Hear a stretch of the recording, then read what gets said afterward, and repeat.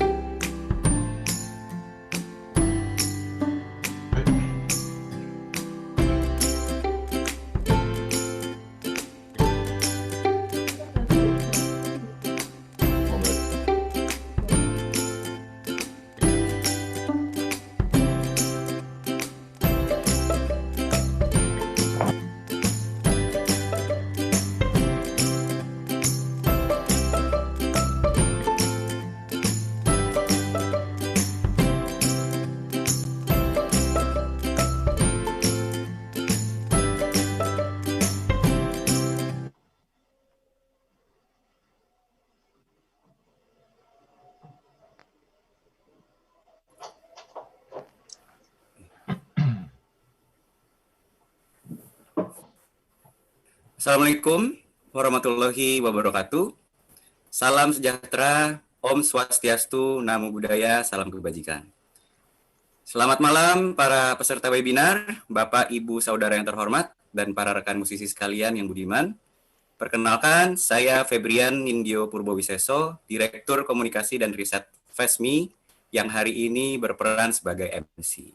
Selamat datang di webinar DIKSI Marathon, Diskusi Industri Musik dan Musisi episode ketiga, yang mengambil judul Status Musisi di Tingkat Internasional dan Menurut Undang-Undang Ketenagakerjaan.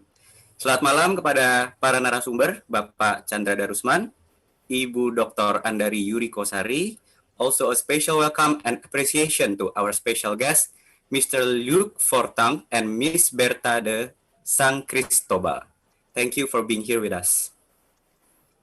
Teman-teman hadirin sekalian, webinar ini diselenggarakan oleh FESMI, Federasi Serikat Musisi Indonesia, sebuah organisasi nirlaba independen yang menjadi rumah untuk serikat-serikat musisi yang tergabung di dalamnya, dalam upaya memperjuangkan profesi musisi yang lebih baik dan berkelanjutan atau sustainable.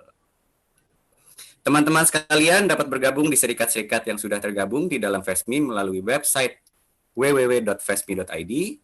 Dengan menjadi anggota, manfaat yang didapatkan adalah konsultasi hukum via website dengan tim relawan hukum FESMI, pengunduhan template kontrak kerjasama yang bisa dijadikan acuan dalam menyusun kontrak dengan mitra, serta keanggotaan BPJS Ketenagakerjaan secara otomatis yang di dalamnya terdapat jaminan kecelakaan kerja, jaminan kematian, dan jaminan hari tua. Webinar ini didukung oleh International Federation of Musicians atau FIM, Kementerian Pariwisata dan Ekonomi Kreatif Republik Indonesia, Pop Hari Ini, Indo Musikgram, Bahas Musik, dan Musik Blast. Sebelum dimulai, mari kita bersama-sama menyanyikan lagu kebangsaan Indonesia Raya, National Anthem Indonesia Raya. Hadirin dimohon berdiri dan bernyanyi di tempat masing-masing.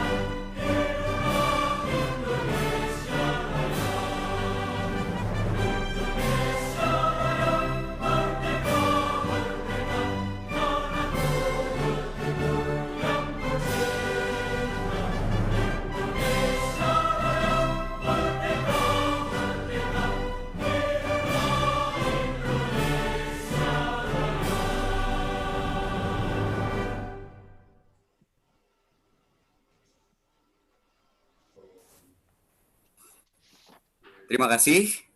Para peserta webinar FESMI yang budiman, izinkan saya sebelumnya membacakan peraturan yang berlaku di dalam webinar ini. Yang pertama, semua peserta diwajibkan untuk menonaktifkan speaker atau mute selama webinar berlangsung. Kedua, kesempatan bertanya diberikan dengan menggunakan fitur raise hand yang ada pada aplikasi atau menuliskan pertanyaan dalam fitur chat.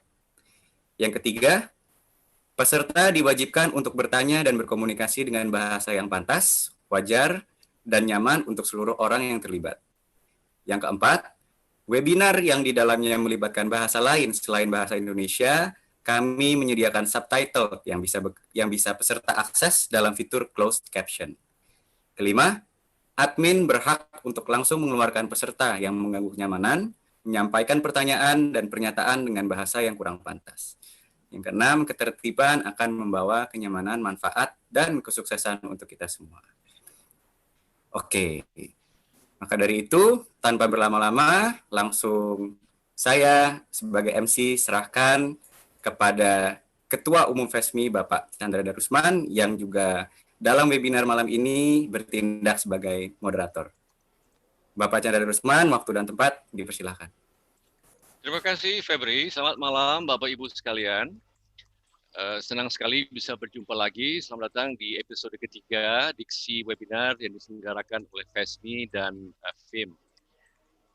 Good evening, ladies and gentlemen. Good afternoon, Paris, Madrid, and good morning, Quebec, Canada. Also, good afternoon, Sweden. My name is Chandra Darusman. I'm the president of FESMI. Would like to greet you warmly and thank you for being with us, especially for those speakers who have been able to join us this evening or this morning or this afternoon, according to your place. Special thanks to also here participating from Sweden, especially Ms. Marie Ende from U2U, who has been supportive of this project from U2U, and also warm welcome to Jonas Franson from SMF, and also our friends from FIM. Benoit is here, I can see it. Nathalie Osa is here also. Welcome to you all. Now, I will be also the moderator this evening, so I will sometimes switch from English to Indonesia for the convenience of my colleagues in Indonesia, if you don't mind. But I'm sure that we will have a fruitful evening or afternoon or morning, wherever you are, and we'll soon start immediately.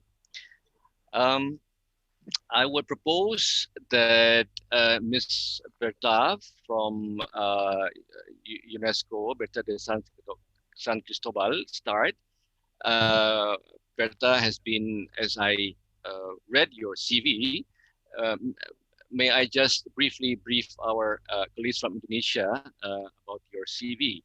Bapak Ibu sekalian, Ibu Berta adalah dari UNESCO. Beliau sangat mahir dalam topik yang kita bicarakan ini. Beliau akan mengumumkan dari segi global status artis. Second speaker, I would also suggest that Mr. Luc Fortin be the second speaker. From Quebec, Canada. Also, I will briefly mention the CV to our friends in Indonesia. Teman-teman, Luc Fortin adalah gitaris profesional sebenarnya, dan beliau adalah presiden dari Union Musicians of Quebec, dan juga aktif di Musical Rights Organization of Canada. So, beliau adalah sangat mahir dalam hal ini dan akan memberikan perspektif dari Kanada, suatu negara maju. The third speaker is Mrs. Dr. Andari. She is an Indonesian. She is the head of studies in the field of industrial relation and protection of labor workforce, including the artists. She will explain to us what the content of the Indonesian law as far as labor law is concerned, especially the status of artists in Indonesia. So we welcome her also this evening and will be the third speaker. So with that, once again, welcome to you all. Thank you for being with us. We will start immediately, and I would like to give the floor to Ms. Berta from UNESCO. Berta, the floor is yours. Each speaker, I would suggest to present 10 to 15 minutes. Berta, the floor is yours. Thank you. Thank you very much. I assume I'm being interpreted in Bahasa, correct? Yes, the Okay. text will be written, and I will also summarize your presentation in English later on. Okay, so I'll try to speak slowly. It's not the best of my qualities, but I will make an effort. So, good evening, Indonesian colleagues. So my name is Berta de San Cristobal. I work at UNESCO. I work within the Secretariat of the 2005 Convention on the Protection and Promotion of Diversity of Cultural Expressions. This is an international treaty that has been ratified today by 148 states plus the European Union, and including Indonesia, who ratified it in 2012. And I hope that throughout my presentation, you would understand why it is under this convention that the 1990 recommendation concerning the status of the artist is actually administered at UNESCO. This global framework of the convention has several goals, but maybe for the purpose of today, the three main goals that I could highlight is to ensure wider and balanced cultural exchanges in the world. So exchanges both of people, of artists, and of works, artistic works. It's also to give recognition to the distinct nature of cultural activities, goods, and services that cannot be treated as common goods and services in the global market. And it's also to reaffirm the sovereign right of states to take measures and policies that they consider appropriate for the protection and promotion of the diversity of cultural expressions within their territories. Am I allowed to show a PowerPoint presentation? Can I share the screen with you? Yes, of course. Yes, of course. okay. Yes, go ahead. Hang on a sec. Yeah, hang on a sec. I'll give you an access first beforehand. Oh yeah, Okay. yeah, you're good. Okay, thank you. I'm good. Okay, give me just 1 second. So I need to share my screen, correct? Okay, and then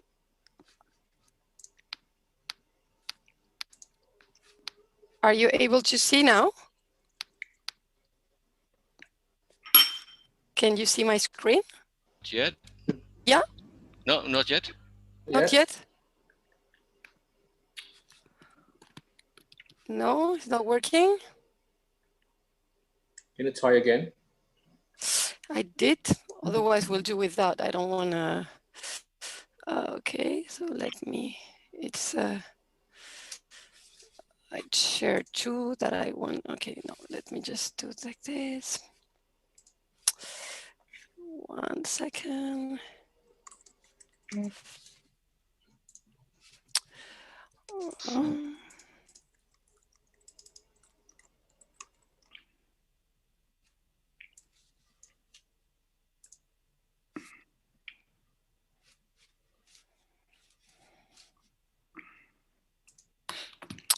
Sorry about that. Just quickly 1 second. I hope it works. So I want to share and then. Yes. Yeah, it's coming. Right. What about now? Yes? Yes. Coming. Perfect. Good. Okay, thank you. So I apologize if the presentation is a little bit abstract. So I'm happy I was put as a first speaker, because then we will get really into the substance matter of music, because the recommendation, of course, deals with all kind of arts and artistic sectors. So it's not specifically about the music sector. So just a little bit of history. When the UNESCO member states adopted this recommendation back in 1980, so 40 years ago, it was basically a recognition that despite the diversity of situations in which artists in different countries develop their talents and the diversity of the meanings that are given to those to their works, similar questions actually arose in all countries regarding the status of the artist. And these questions led to the realization that a common determination and resolve was required to improve the status of the artist worldwide. This is actually today an enduring reality.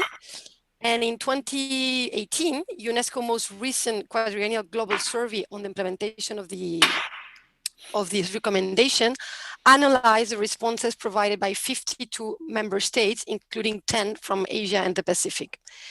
And of course, I won't get into the detail of what this survey revealed, but one of the things that may be interesting to highlight is that basically most countries are limiting themselves to designing measures that specifically address issues of the status of the artist, but within the framework of their national cultural policies. which means that basically the decades-old call to develop integrated or cross-cutting approaches to legislation on the status of the artist have not heard by the majority of countries around the world. When I speak about integrated and cross-cutting approaches to the legislation of artists, I mean legislation that would mobilize ministries of labor, ministries of social affairs, ministries of culture, education, communication, foreign affairs, justice, economy, interior affairs, and so on. And this is because the recommendation does not only understand the status of the artist as a recognition of the freedom and rights, including moral, economic, and social rights, from which artists should benefit. The recommendation actually also takes the stance that in moral terms, artists need to be recognized in society based on the importance attributed to the role they are called upon to play in those society.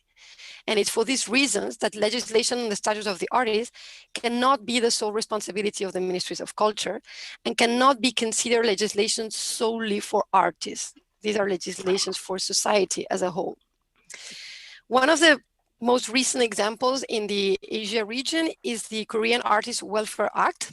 It's an act that was adopted in 2011, but that was amended in 2016. And it was actually designed to protect the professional status and rights of artists as a means of contributing to the promotion of arts development. The endorsement of this law is significant, and I am referring to it because it does recognize the contribution of professional artists to the development of society. And it's on this basis, on this ground, that they are guaranteed specific social benefits.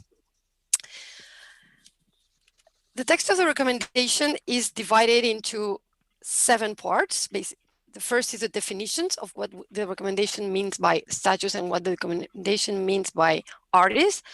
A second part on the scope of application, a third part on the guiding principles, a fourth part on the vocation and training of the artists, a fifth part on social status, a sixth part of employment, working and living conditions of the artists and professional and trade union organizations, and a seventh part on cultural policy and participation. The reason why I am describing this part is that more or less these are the themes that should not be neglected in any legislation, holistic legislation concerning the status of the artist. The main message from the recommendation is probably the recognition of the artist's rights to be considered as a cultural worker, and as such to benefit from all the legal, social, and economic advantages of being a worker, of course taking into account the particularities that may be attached to his or her status. So it is important, at least this is what UNESCO tries to advocate for with its member states, that recommendation does not call for privilege to be granted to artists, but rather for equal treatment in relation to other workers. And as such, that equity does require the establishment of specific rights and also specific obligations that need to be adapted to the atypical conditions that are often those of cultural workers. Another important consideration already reflected in the recommendation is that the status of the artist legislation needs to be updated and revised in light of cultural, technological, economic, social, and political developments that any society goes through. This is probably what explains the growing efforts in recent years to update legal frameworks that are no longer adapted in many parts of the world to the reality of today's artists, and in particular to the reality of young artists and to the growing number of artists that have adopted the digital environment as a space for creation, production, and distribution. The recommendation recognizes that governments must help to create and maintain a climate conducive to both the freedom of artistic expression and the material conditions that enable creative talent to flourish. As long as artistic activities are regarded as services rendered to the community and to a society, artists should be able to benefit from economic safeguard as cultural workers. As such, the recommendation invites countries to endeavor to take the necessary steps to see that artists enjoy the same rights as conferred on a comparable group of the active population by national and by international legislation in respect to matters such as employment, living and working conditions, and also legislation that and countries should also see that self-employed artists enjoy within reasonable limits, that's the wording of the recommendation, protection as regard income and social security. If you look at the section on social status of the recommendation, you'll see that it also refers to the importance of international protection of artists' rights, in particular copyright, and to the right of professional organizations and artists' unions to represent and defend the interests of their members. Regarding employment and the working and living conditions of artists, the recommendation covers mainly 5 areas that I cannot describe into detail, but I will just quickly mention, and you can also see them in the slide. So support for professional career development, including assistance for beginners and employment assistance, notably through public grants, subsidies, commissions, etc.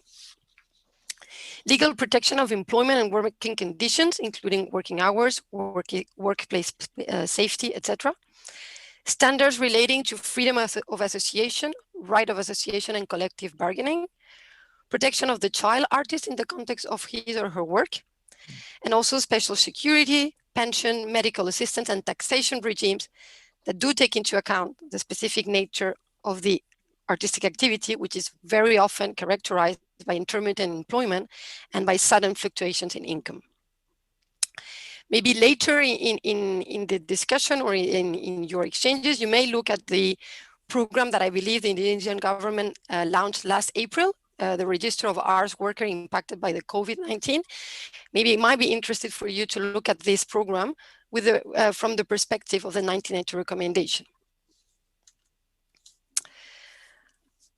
Regarding education and vocational training, the recommendation urges member states to recognize that education should be designed to foster the awakening of artistic sensitivity, but not only in order to stimulate artistic talent and vocations, but also to train the public to be receptive to the expression of art in all its forms and in all its diversity. For that, the recommendation recalls that artistic creativity requires quality professional training, but also lifelong learning opportunities that take into account the specific employment situation of most of artists. It also calls on cultural institutions such as theaters, art workshops, radio and television organizations to play an important role in the training and the apprenticeship of artists based on the principle that art education cannot be separated from the practice of art.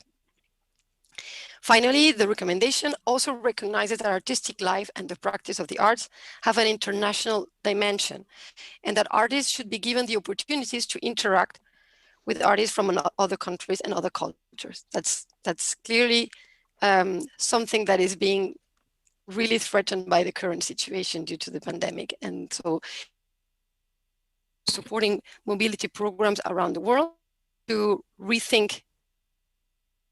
One example I can give you from your region is the Asian.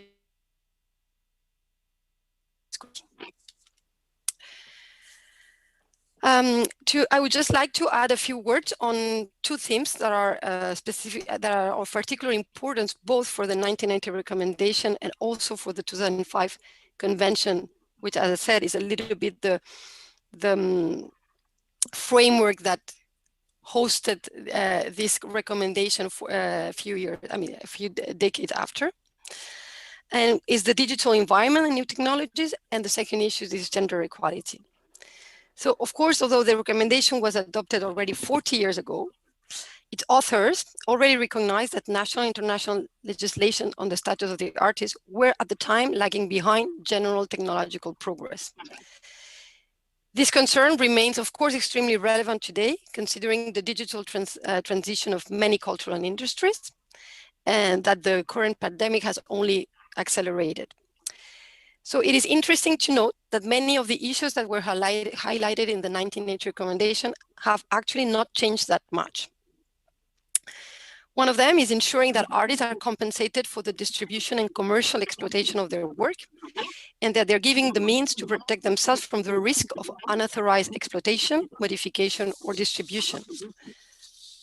Another issue that hasn't changed much is that industries, and today we could maybe say platforms, we should ensure that they benefit from industry that benefits, from technological change participate in efforts to encourage and stimulate artistic creation, particularly in the form of job creation, advertising, distribution, payment of fees, etc.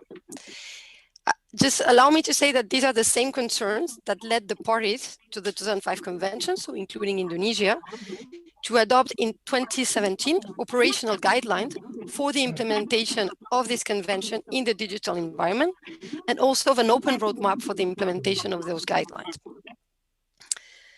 So 40 years after that, the 1980 recommendation recognized that information and communication technologies could not only offer opportunities for the creative sector, but also pose a threat to the status of the artist. Digital technologies offer today new prospects for creators and cultural operators, but also weaken the situation of a lot of independent artists around the world. For these and other related reasons, these technologies may also be seen as a potential threat to the diversity of cultural expressions. And just to conclude, I wanted to have a word on gender equality. Of course, gender equality was not necessarily high on the cultural policy agenda when the recommendation was adopted back in 1980. However, when it was adopted, member states had the foresight to call on countries to support equal opportunities for women in the arts and the culture sector, as well as in their access to art education and vocational training programs. 25 years later, the 2005 Convention has further expanded the responsibilities of parties by inviting them to give due consideration to the particular situation and specific needs of women creators and producers of artistic expression, and to promote their participation and their access to cultural life.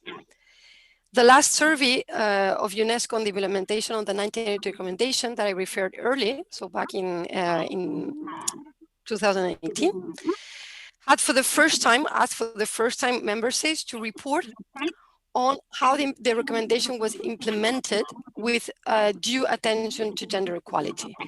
And based on the sample of 52 countries, so it's a modest sample, but it's basically more or less half of the member states of UNESCO. What the survey revealed is that the gender gap among artists does not primarily concern the number of practicing professional artists. Actually, it does appear that overall, there is a relative balance between the number of women and the number of men artists.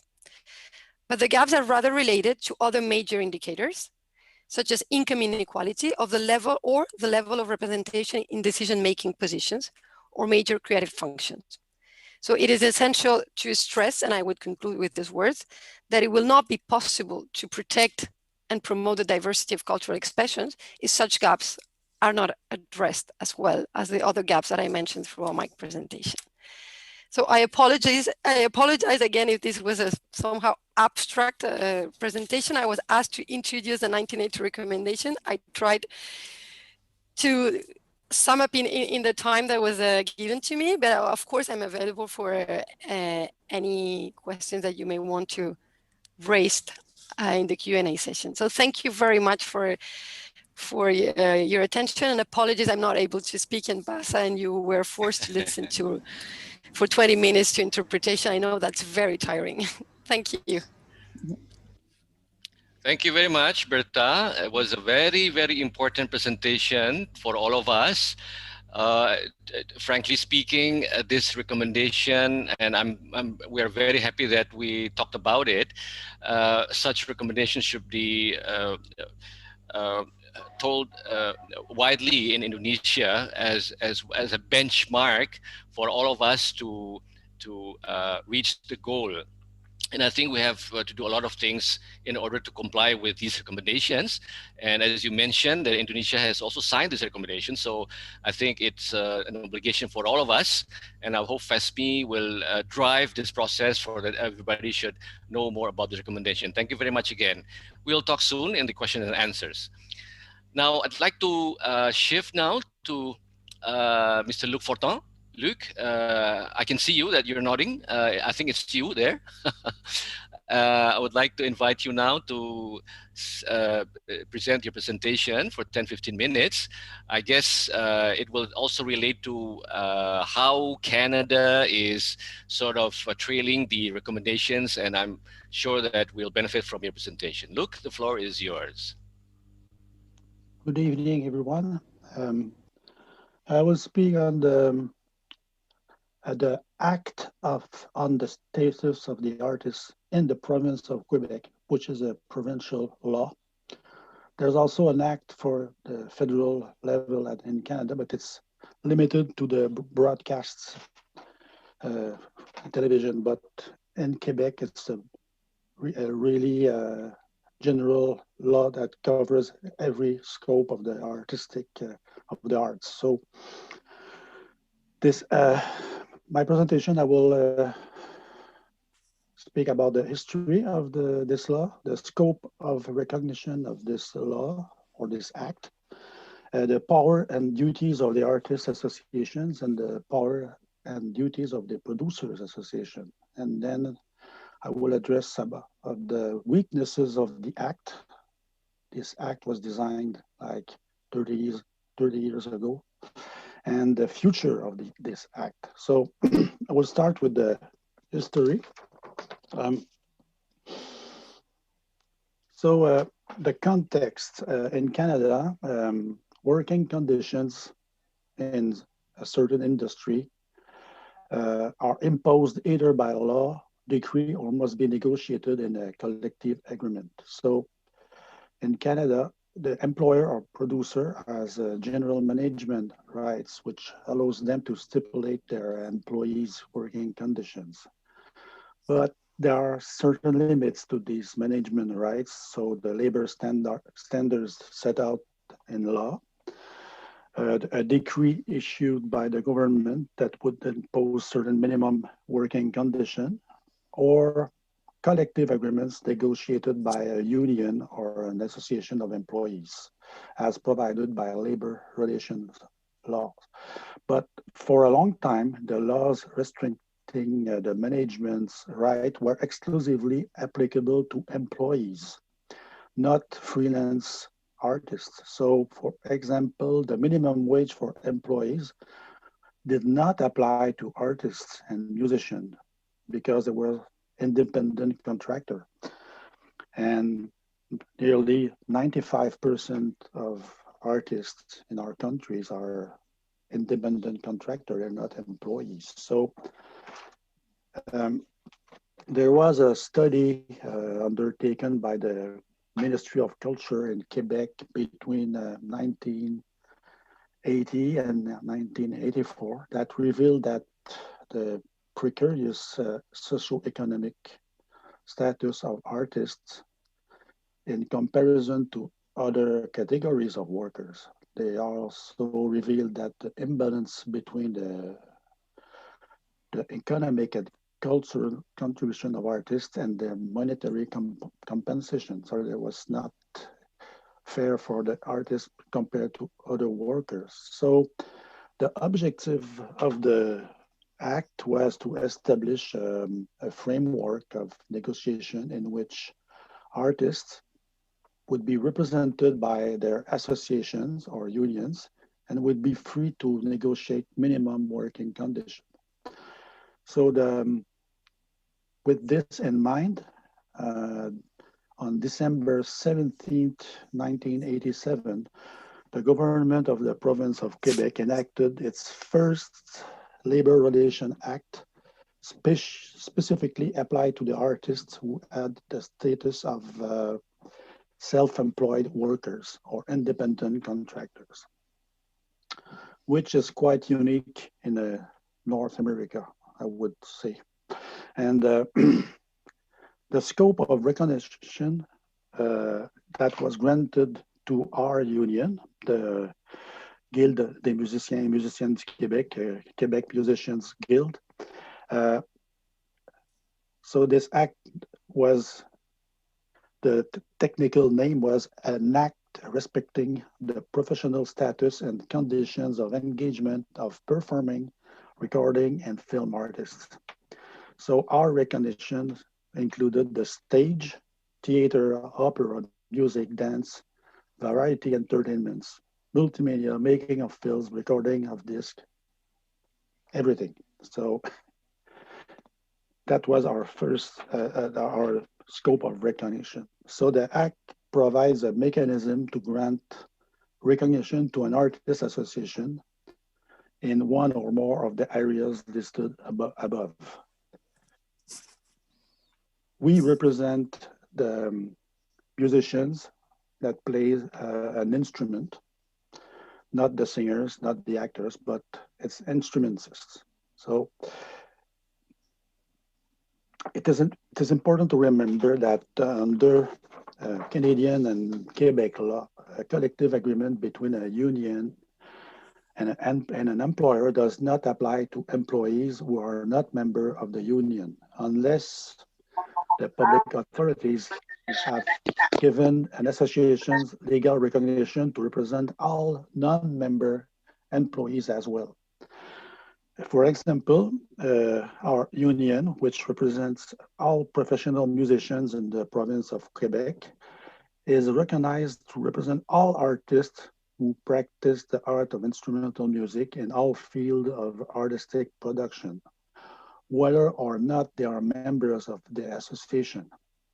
So we have the duty to represent everyone, members or not. And so what are our powers and duties and responsibility for our association? So we have responsibilities toward the artists, of course. There are many responsibilities. The main duties we have is to defend and promote the economic, social, moral, and professional interests of the artists, to represent the artists in every instance where it is in the general interest that it should do so, and cooperate for that purpose with any organization pursuing. Mainly, we have the power to negotiate a group agreement, which must include a model contract for the performance of services by the artist, which is the main power we have. So we can force literally an employer or producers to negotiate minimal working condition for the artists. And if this producers does not want to negotiate, we can then ask for arbitrations and have an agreement. So this is quite powerful, but there are some limits I will explain later. So the Act's main effects is to require that producers and artists association conduct negotiations for a group agreement in good faith.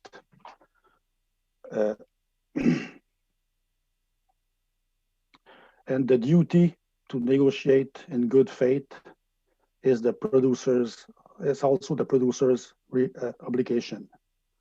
And the producers, as well as the artist association, must take into consideration the objective of facilitating the inclusion of emerging artists.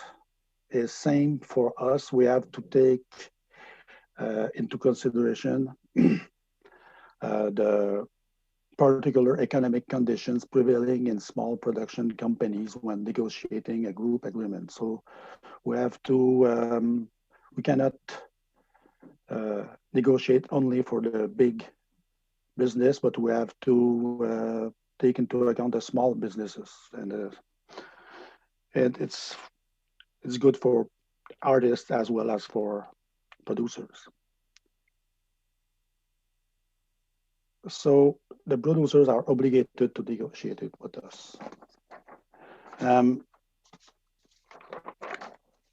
Unfortunately, this act is not perfect. Some weaknesses arose during the years. There's a new concept that was introduced, and it's the presenter. So the presenter versus the producers. The presenter is like the venue, it's like the concert hall or a festival. So to avoid being targeted by the law, the producers hide behind a notion of presenter, whose mandate is to allow the public performance of a concert or show as produced by a producer. So this notion of the presenter, unfortunately, has been confirmed by Quebec courts.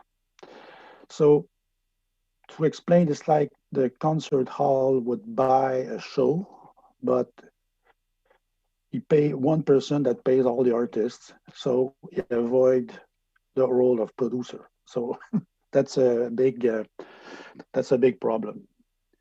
So the presenter has no obligation to negotiate a group agreement with the artist association. So like the Montreal International Jazz Festival programs dozens of shows every year, and they retain the service of hundreds of musicians, but is considered as a presenter. So we have to go after every show to find who's the real producer.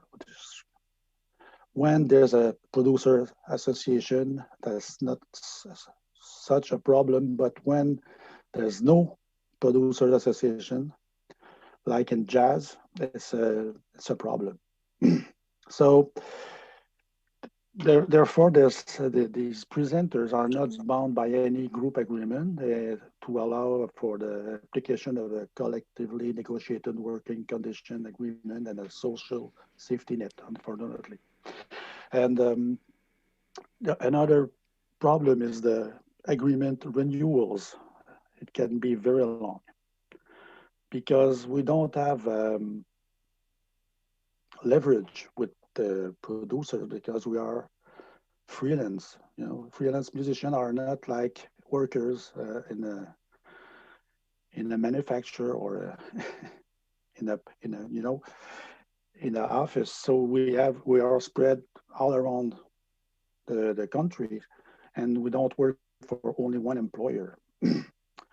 So it's difficult for us to use pressure tactics to speed the renewal. So there's some solutions, and we'll ask for when there would be a revision of the law. We will ask for change in this in the act about this, because it is difficult to mobilize freelancers who don't have any job security. So for the first agreement, it's not such a problem, but the renewal can be very long. I'm talking about years. The other issues as are the group agreements under the Act provide for minimum conditions. So, and it allows the artists themselves to negotiate better terms than the minimal conditions, which is good, but that would apply only for well-known artists that have the leverage to negotiate better terms. But for the not well-known artists, it's difficult to negotiate better terms than the minimal condition. So like the accompanying musician or members of a symphony orchestra are paid the minimal fee provided by the group agreements. And in order to determine what the minimum condition are, some producer associations believe or make us believe that the minimum fee must be the equivalent of the lowest range of median income earned by artists, which is not fair. So another fight for us. So now the future of the Act. We are happy to learn that the government of Quebec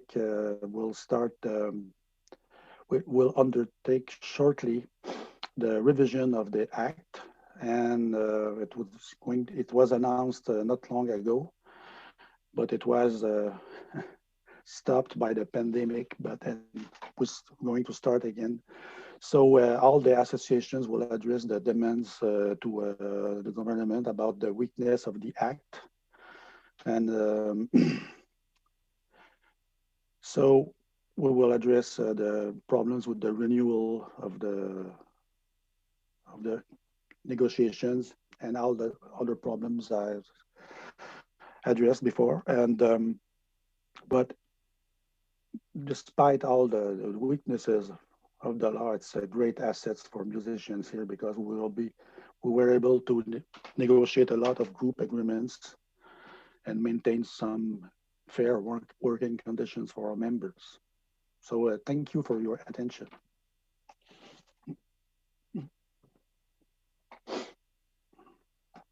Thank you very much, Luke.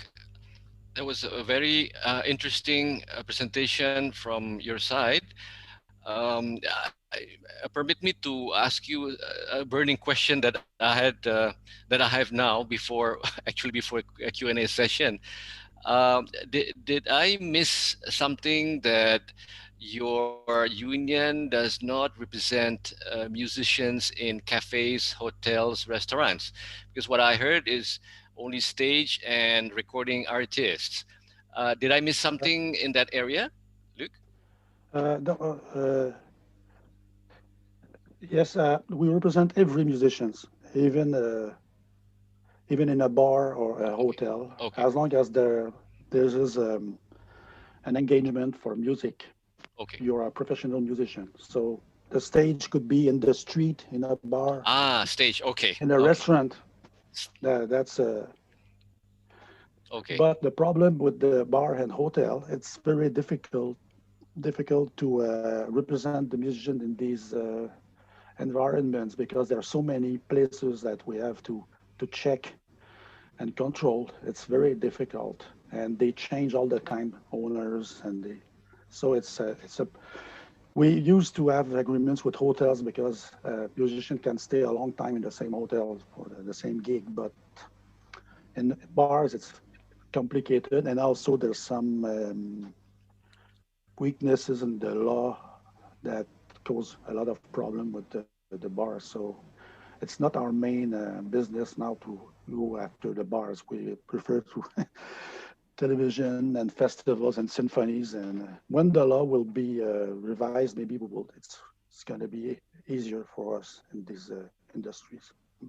Okay, thank you for the clarification, because we in Indonesia, our understanding of stage is live stage outdoors. So I think you clarified very, very important that stage you mean is also indoors, like hotels, restaurant, cafes. Thank you very much. And I guess despite that the shortfalls of your act, I think what Quebec has achieved is marvelous. And we envy your situation, and I think FESMI, our federation, should learn much about the situation. Thank you again, Luke, for your presentation. I hope you will be around in the question and answers. Now, allow me to invite Dr. Andari. Let me see if she is here. I saw her name before. I think she's here. Ibu Andari ada di sini? Ada Pak Chandra, selamat malam. Kalau bisa dibuka itunya, kita ingin melihat kalau Ibu berkenan untuk membuka, Ibu Andari. So Dr. Andari is she's an academic from the University of Trisakti. She heads the special studies on industrial relation and the protection of labor, including the artists. She is very conversant with the law of labor of Indonesia, number 13, 2003. She will briefly run through the law and emphasize on the status of artists in Indonesia. Bu Andari, kita terima kasih sekali bisa bergabung, ya. Saya tahu Bu Andari pasti sibuk nih akhir-akhir ini dengan Undang-Undang Cipta Kerja, ya.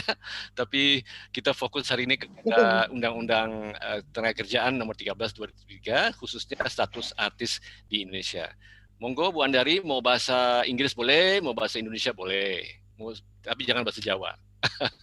Silakan Bu. Ya, izin. Jangan bahasa Jawa ya. Terima kasih Pak Chandra. Selamat malam semua peserta di sini. Izinkan saya bicara dalam bahasa Indonesia.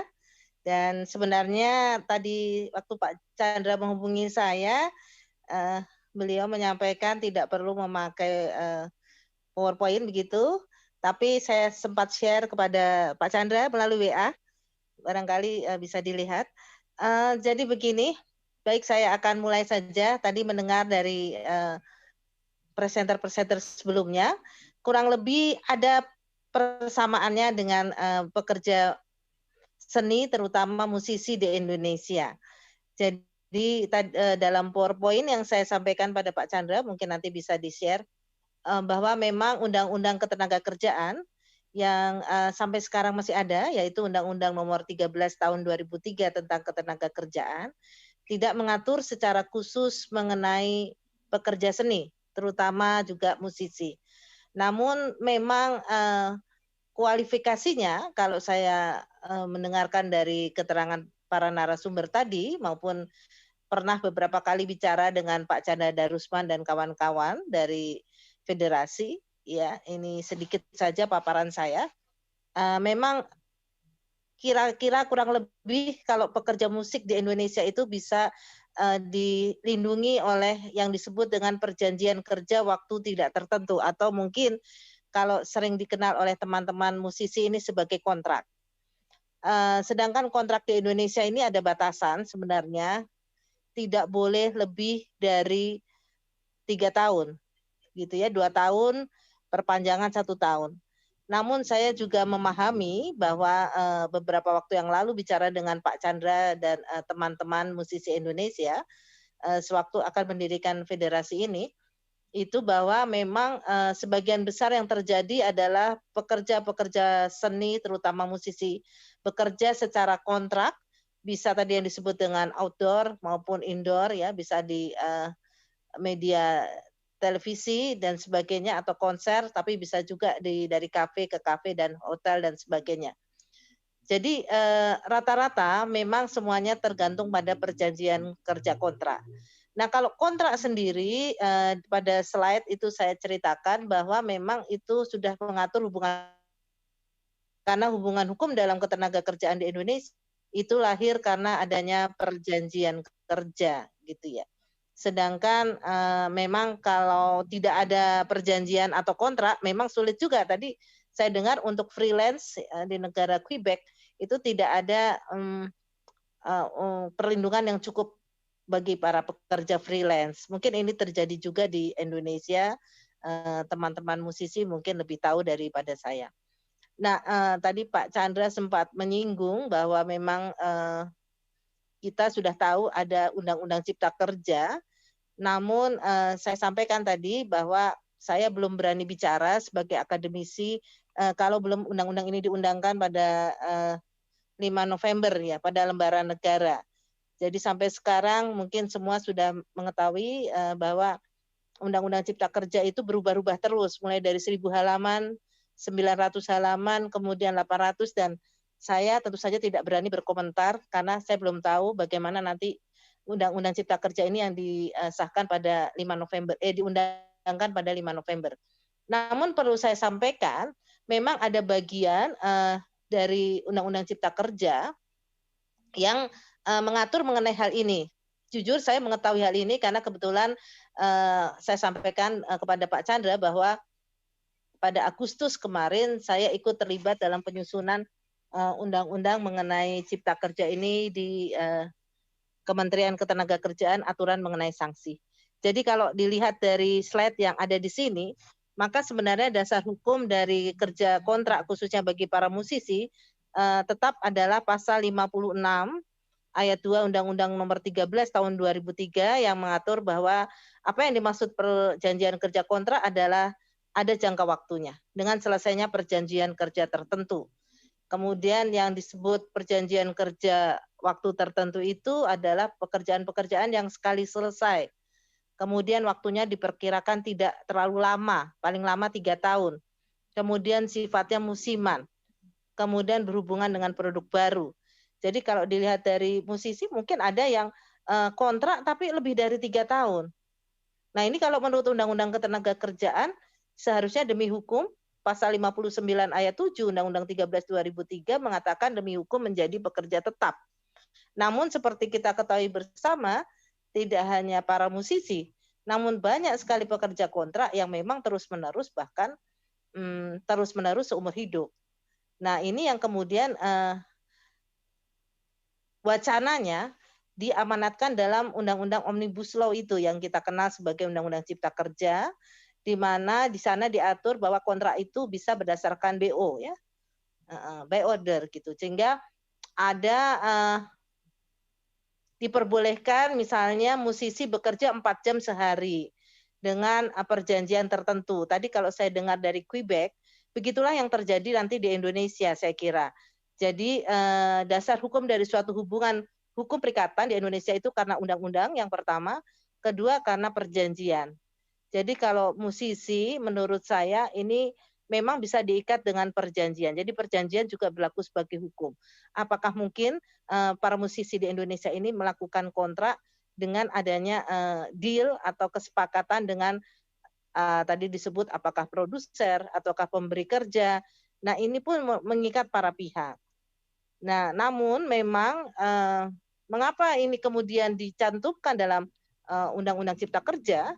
Karena memang nanti pada perkembangannya nanti tidak hanya musisi, saya kira banyak sekali pekerjaan-pekerjaan yang hanya tergantung kepada kontrak dengan waktu kerja yang sangat spesifik, ya artinya tidak 8 jam sehari atau dalam seminggu 40 jam, tidak lagi begitu. Tetapi pada kualitas dari pekerjaan itu sendiri.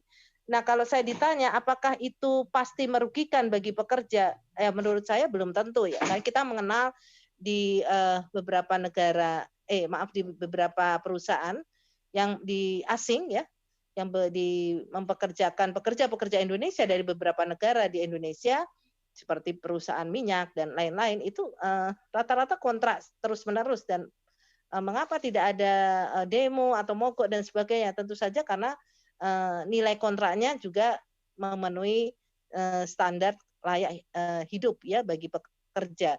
Jadi menurut saya pribadi kalau ditanya, ya kalau bagi musisi selama kontrak itu memenuhi kepastian hukum, kemudian jaminan kesejahteraan, menurut saya itulah yang akan terjadi ke depannya nanti, walaupun memang sampai sekarang masih menjadi dilematis.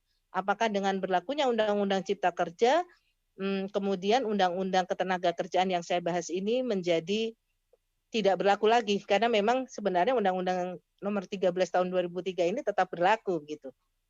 Hanya menjadi dilematis adalah pasal-pasal untuk kontrak ini pada kenyataannya ternyata memerlukan kesepakatan, agreement dari para pihak. Itu yang perlu diperjuangkan oleh teman-teman dari FESMI ini. Artinya tadi seperti dibahas dari Quebec, ada semacam bagian dari FESMI ini yang bisa menangani atau menampung atau mengawasi juga bagaimana pelaksanaan kontrak-kontrak bagi para musisi di Indonesia yang tentu saja tidak mudah. Tadi disampaikan teman-teman dari negara lain juga mengalami kesulitan untuk menangani kontrak-kontrak dari berbagai musisi yang ada di Indonesia. Dan seperti kita tahu Indonesia negara yang cukup besar gitu ya. Nah, kemudian tadi pada slide saya juga membahas akibat hukum. Bagaimana kalau kontrak ini berakhir sebelum waktunya? Maka ada akibat hukumnya tentu saja, tetapi tidak sama dengan ketentuan mengenai pekerjaan tetap. Putusnya kontrak dan akibat hukum bagi pekerja kontrak adalah pasal 62, diatur dalam pasal 62 Undang-Undang Nomor 13 Tahun 2003 tentang Ketenagakerjaan. Jadi kalau salah satu pihak mengakhiri hubungan kerja sebelum jangka waktunya itu berakhir, maka kemudian kita kenal sebagai wan prestasi atau ingkar janji, sehingga salah satu pihak harus yang menimbulkan kerugian atau yang memutus kontrak itulah yang harus mengganti kerugian tersebut. Itu yang bisa saya katakan bahwa memang tidak ada yang namanya dalam kontrak itu ada pesangon seperti pekerja tetap, tidak ada. Namun ada ganti kerugian oleh pihak yang memutus kontrak. Nah, masalahnya adalah bagaimana kalau yang memutus kontrak ternyata adalah pekerja atau pekerja musik atau musisi itu sendiri. Karena satu dan lain hal memutus kontrak. Ya memang menurut Undang-Undang Ketenagakerjaan ini yang memutus kontrak juga harus mengembalikan nilai kontrak. Nah, selama ini yang terjadi, saya tadi mendengar ada presenter dan sebagainya. Ini saya tahu dari presenter-presenter yang ada di televisi, karena beberapa kali saya diwawancara di televisi dan masuk TV gitu ya. Memang rata-rata begitu, kalau mereka memutus kontrak sebelum waktunya, jaminan yang harus dikembalikan bahkan lebih besar daripada nilai kontrak itu sendiri. Nah, ini mungkin yang perlu didampingi atau diawasi atau diatur atau dikendalikan oleh FESMI ini, supaya teman-teman pekerja atau musisi ini bisa sewaktu-waktu memberitahu bagaimana isi kontrak. Jadi isi kontrak itu perlu kita baca betul-betul dengan teliti, dengan hati-hati, jangan sampai nilai kontrak itu ternyata malah merugikan para musisi yang mengikatkan diri dalam kontrak tersebut. Nah, kadang-kadang memang banyak sekali kontrak-kontrak ya apapun, bahkan juga kontrak kerja ini kadang-kadang kalau sudah dapat pekerjaan kita tidak melihat lagi isi kontrak. Padahal itu yang terpenting menurut saya, apakah memang klausula-klausula dalam pasal-pasal itu memang diklausulkan menguntungkan bagi para pihak. Jangan sampai hanya menguntungkan bagi pihak yang memberi pekerjaan. Itu yang perlu saya sampaikan, karena memang di dalam hukum ketenagakerjaan di Indonesia itu memang diatur ya, bagi mereka-mereka yang melanggar isi kontrak bisa saja kemudian di-sue ke pengadilan ya. Ini menjadi suatu dispute, kemudian di-sue di pengadilan. Namun selalu saran saya yang terbaik ini bisa diselesaikan secara bipartit oleh para pihak saja. Tidak perlu sampai ke pengadilan karena kita tahu prosesnya cukup panjang, kemudian juga efisiensi dan efektivitas biaya yang terkait dengan proses mengajukan gugatan dan penyelesaian perselisihan ini juga tidak mudah. Ya, saya kira cukup begitu Pak Chandra sementara yang bisa saya sampaikan untuk hukum di Indonesia. Demikian Pak, terima kasih. Terima kasih Ibu Andari, Dr. Andari, sangat-sangat mencerahkan dan membuka mata kita semua ya, terutama para musisi dan penyanyi yang ikut malam hari ini. Sepertinya di lapangan, di prakteknya belum memenuhi Undang-Undang 2003 nomor 13 Bu ya. Banyak sekali kasus-kasus di hotel, restoran, bahkan tidak ada kontrak Bu, tidak ada perjanjian ya. Tidak ada kontrak ya. Iya. Terima kasih sekali lagi Bu. Ibu Andari harus pergi lagi ya, katanya ada Zoom lagi tempat lain kalau nggak salah. Masih ada waktu? Tidak, ada acara pribadi tapi ya saya tunda sebentar, tidak apa-apa. Terima kasih. Okay. Tidak apa-apa. Yeah. Thank you again to Dr. Andari. It was a very actually important presentation, friends, speakers. She described the content of the governing law, the current law of Indonesia, number 13, 2003, which actually at the level of the protection for artists, musicians, including musicians, is quite good actually. But as we all know, that the implementation of this law in practice, in real life of musicians, is not being implemented well. So she also said that this is a real important task for FESMI, for the federation and the unions which constitute the federation, should strive and should work, should fight for the proper implementation of the law. She mentioned also, for example, that each contract should not be more than 3 years, which is 2 years plus 1 year, which after which the musician or singer should be hired as a permanent employee in a hotel or in a cafe. But again, this is not being implemented because many contracts does not stipulate such obligation. She also mentioned about the termination of contracts, whether it's done by the employer or done by the musicians themselves.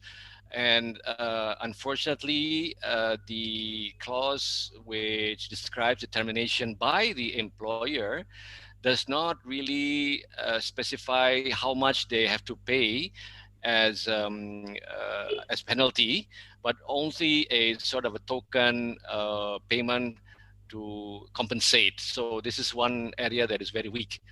Thank you again, Dr. Andari, for your very important presentation. It's an eye-opener for musicians and singers in Indonesia. So with that, ladies and gentlemen, we have concluded 3 important speakers. We'd like to thank them all. And now we would like to start our Q&A session.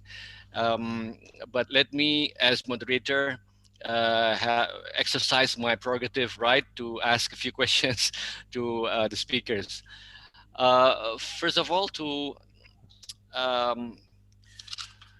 just an general observation that the recommendation of UNESCO, I think in Indonesia we need to promote it more. We need to promote it better. We need to promote it as much as possible, because this would be the end goal of everyone, for musicians and unions. Yeah?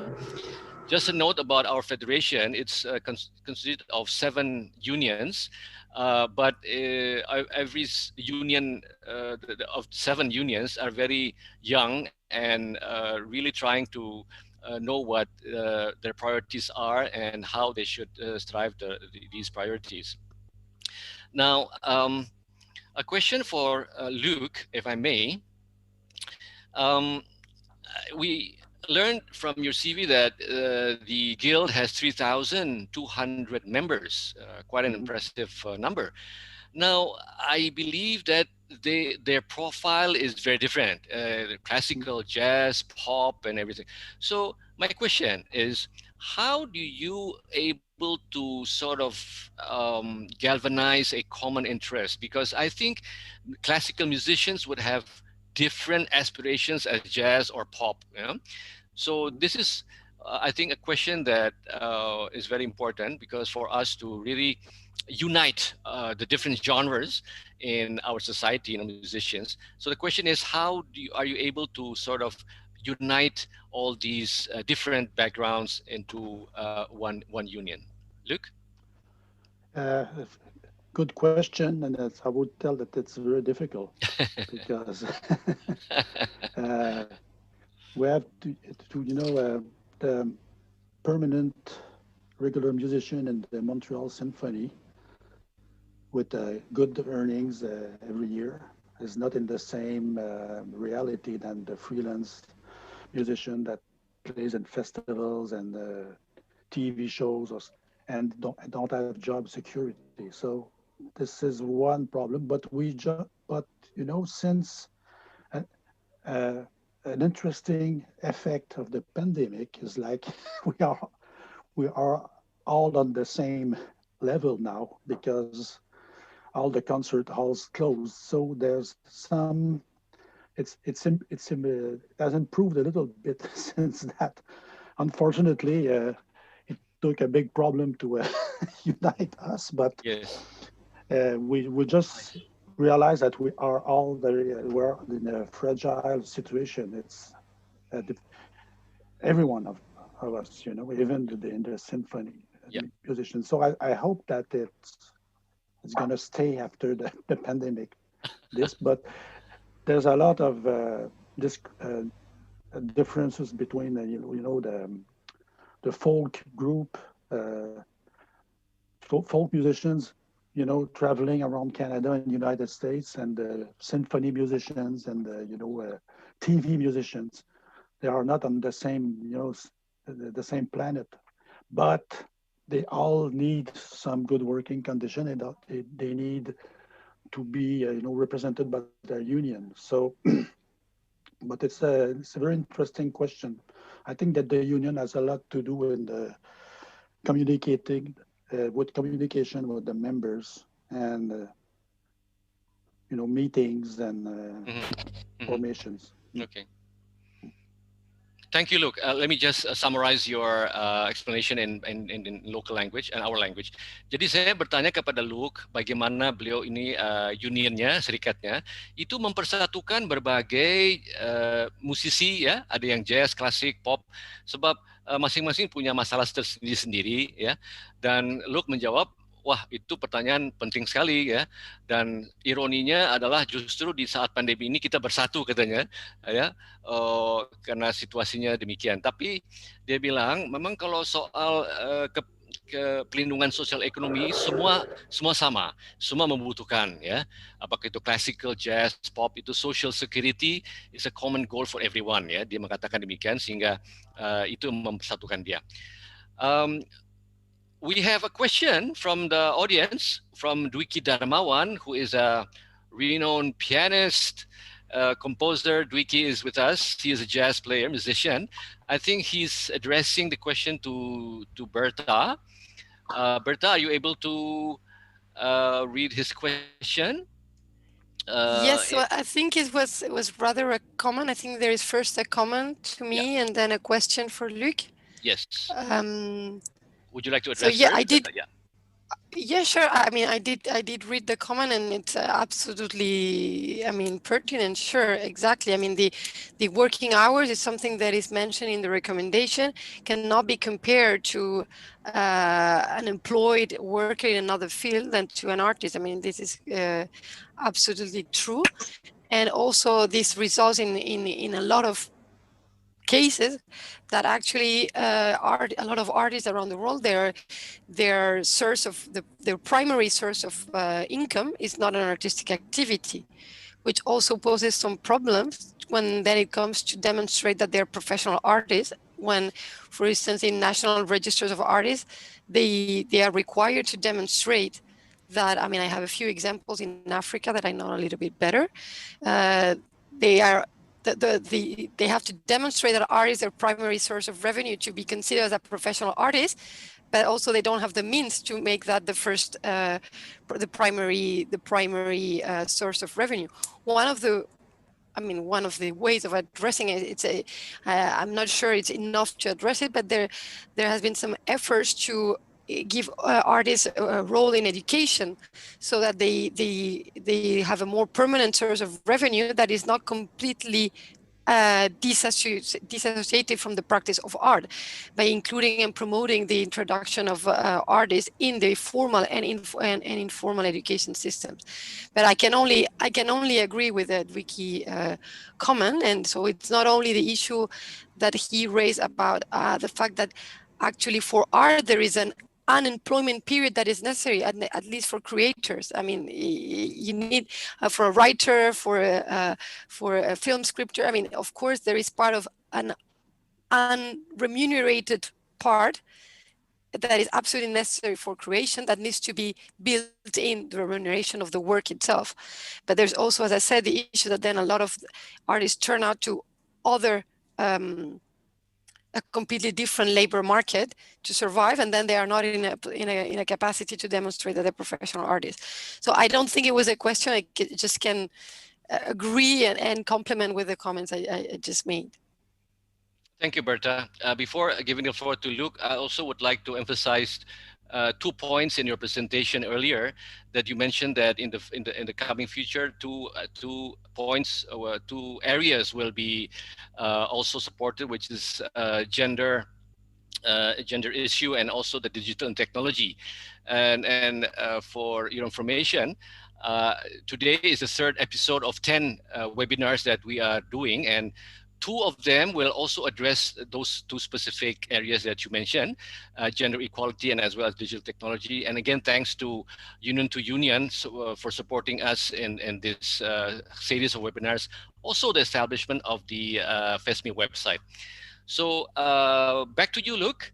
I think Dwiki has a question for you. How long are these emergency support programs last? Will it also endure the whole entire period of the pandemic? That's his question, I guess. Luc? Okay. So we're very fortunate in Canada that the federal government has good programs for freelance artists and freelance workers in general. So we are supported with a program that is like a sort of unemployment insurance for freelance workers, including musicians, that would last until the March 2021. It's not much money. It's around 400 a week, 400 Canadian dollars a week. But that's that's a lifesaver for most of us, and I think a vast majority of our members take advantage of these programs right now. There's also another program for employers that would pay 70% of the wages of the workers. So our union, we use that so we could be able to keep the office open with that, because we just lost like 60% of our revenues. So without that program, we would be like, instead of 12 employees, we will be 3, you know, so that would be very difficult. So we had pretty good federal help from, at the provincial levels, there are some programs to help the music industry also, but that does not totally, you know, replace the closure of all the venues and concert halls. That's a big problem.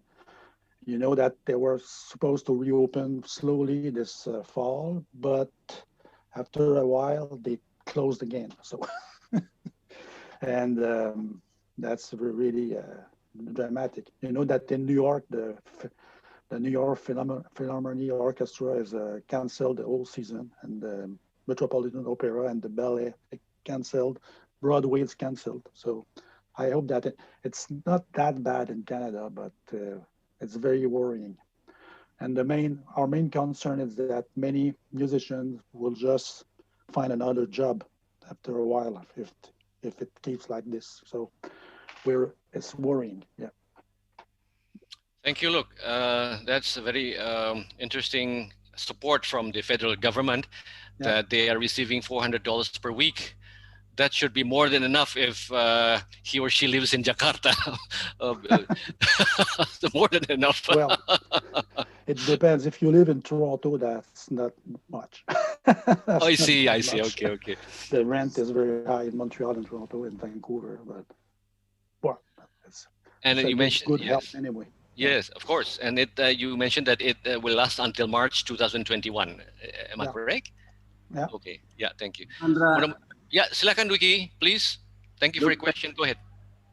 Thank you for the answer also.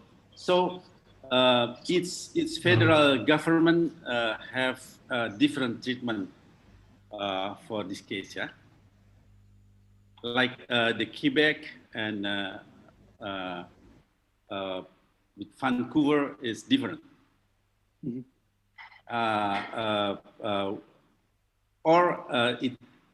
Is this same in the whole Canada, or different between the federal government of its federal?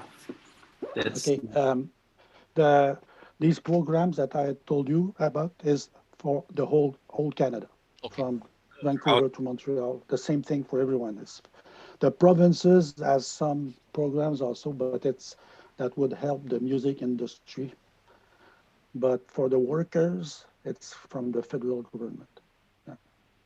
It's all across Canada, the same thing. So if I get 400 a week in Quebec, it's the same in Ontario and British Columbia.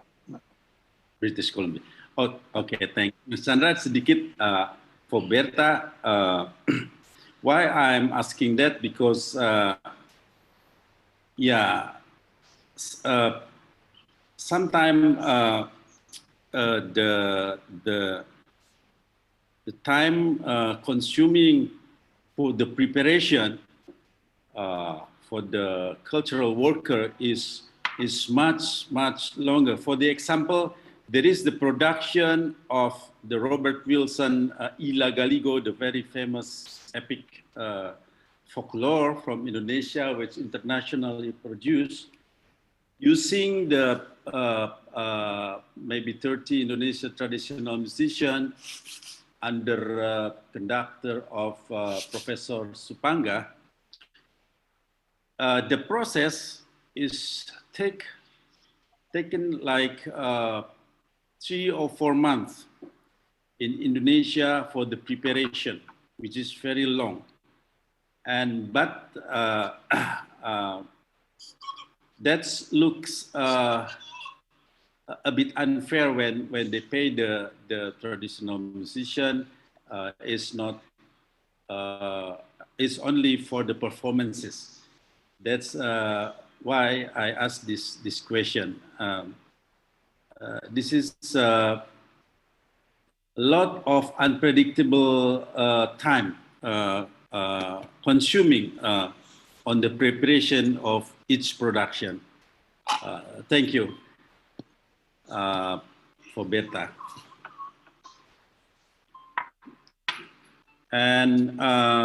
Dan untuk Bu Andari, Mas Benz, Mas Chandra, boleh saya bertanya? Bu Andari masih ada? Ya, Bu Andari. Selamat malam, Bu Andari. Ya. Selamat malam. Malam. Jadi, pada intinya untuk pekerja seni, kedudukan surat perjanjian kerjasama atau kontrak lah barangkali yang sangat-sangat penting untuk dicermati ya Bu Andari ya. Karena itu kekuatannya yang lebih utama ya, yang tentunya sinkron dengan undang-undang yang berlaku. Jadi daripada meributkan undang-undangnya yang begini yang begitu, mungkin kontrak-kontrak ini yang perlu diperbaiki barangkali. Itu pertanyaan saya, apakah itu betul Bu Andari? Terima kasih. Ya, terima kasih Pak Dwiki.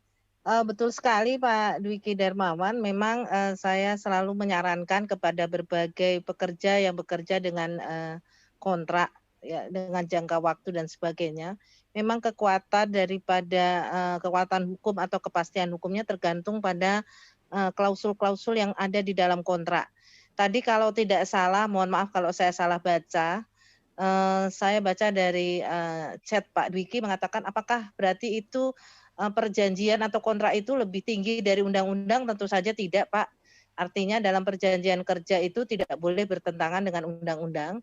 Namun betul sekali Pak Dwiki, dalam keadaan seperti ini, di mana kita pandemi ini belum tahu kapan berakhir, nanti mungkin akan saya share juga PPT saya yang berkaitan dengan masa pandemi.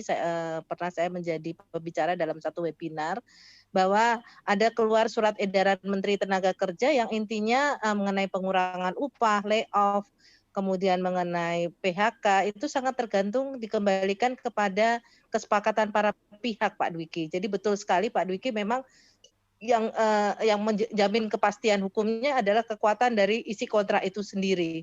Itu kita tidak usah memusingkan apa akan ada cipta kerja dan kemudian apakah bertentangan dengan undang-undang ketenagakerjaan yang lama, itu menurut saya juga tidak penting, betul sekali.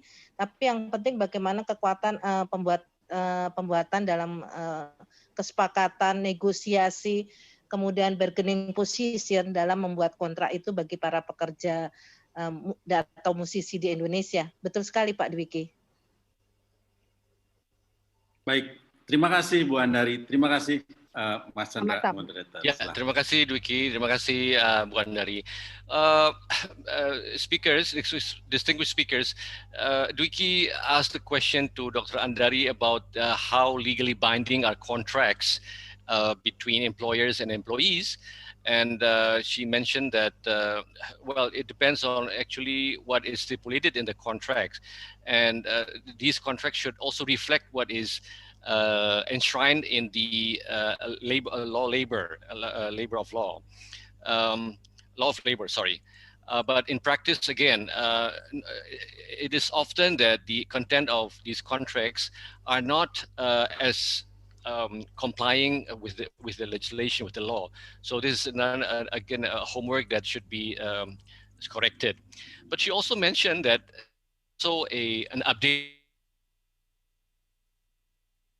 And friends, currently there is what we call omnibus law for the creation of employment in Indonesia. Now, this is very recent, and for information, it's create controversy between the government, parliament, and the workers itself, because the intention of this omnibus law is actually to facilitate foreign investment, but at the same time also sort of relaxing the rights of the workers to make Indonesia more attractive for foreign investment. Now, one specific area that is mentioned in the omnibus law is that employers